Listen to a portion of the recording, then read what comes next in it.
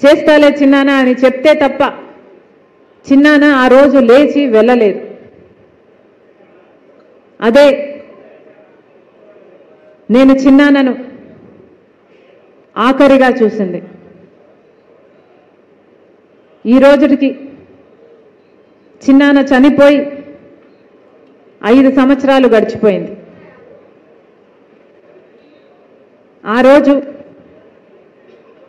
చిన్నాన చావు నమ్మలేని నిజం. ఈరోజు రాజకీయ విషసర్పాల కోరల్లో చిక్కుకొని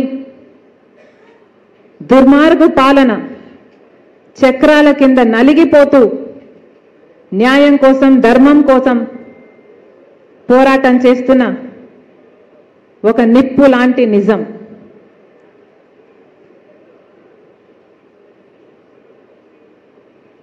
ఐదు సంవత్సరాలు అయిపోయింది.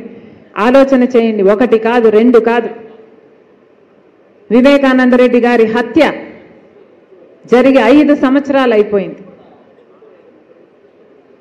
క్రూరాతి క్రూరంగా ఆయన ఒంటి మీద ఎన్ని గొడ్డలు వేట్లున్నాయో ఆయన ఒంటి మీద రుజువులు ఉన్నాయి. ఘోరంగా నరికి చంపడం జరిగింది.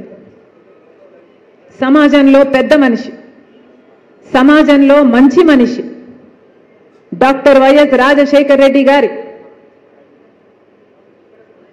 ఎంతగానో ప్రేమించిన తమ్ముడు, అలాంటి ఆయన విషయంలోనే 5